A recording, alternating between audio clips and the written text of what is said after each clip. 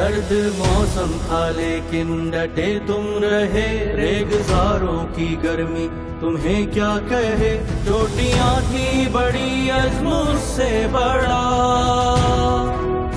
बहावलनगर मुस्लिम colony में रिहाइश पजीर इमाम दीन अंसारी मरहूम का खानदान बहादुरों के खानदान के तौर पर अपनी मुनफरिद पहचान रखता है। इस खानदान के बहादुर सपूत मोहम्मद अशरफ शहीद ने दुनिया के बुलंद तरीन मुश्किल महाज सियाचिन पर पाकिस्तान की सरहद की हिफाजत करते हुए शहादत का रुतबा हासिल किया, जबकि शहीद के छोटे भाई मोहम्मद असलम ने कारगिल जनूबी वजीरिस्तान में मुल्क दुश्मनों का मुकाबला किया और गाजी होने का एजाज हासिल किया। मुल्क व कौम की खातिर कुर्बानियाँ देने वाले इस बहादुर खानदान की आने वाली नस्ल भी पाकिस्तान पर कुर्बान होने की तैयारी कर रही है। मुझे बहुत खुशी है कि मेरे तायब पाकिस्तान आर्मी में है और पाकिस्तान की हिफाजत करते हुए शहीद हो गए हैं। मैं भी अपने तायब की तरह पाकिस्तान आर्मी में जाऊंगा और पाकिस्तान की हिफाजत करूंगा और दुश्मन को अपने पाक वतन में नहीं आने देंगे और हरगिज़ अपने वतन की हिफाजत करते हुए शहीद होंगे। पाकिस्तान जिंदाबाद, पाकिस्तान आर्मी जिंदाबाद। वतन अजीज के लिए अपने जिगर गोशों को कुर्बान करने और अपना तन मन धन निछावर करने वाले खानदान से ताल्लुक रखने वाले शोहदा और गाजी ही कौम के असल हीरो हैं और इन्हीं की कुर्बानियों का समर है कि हम आज़ाद फिजाओं में सांस ले रहे हैं।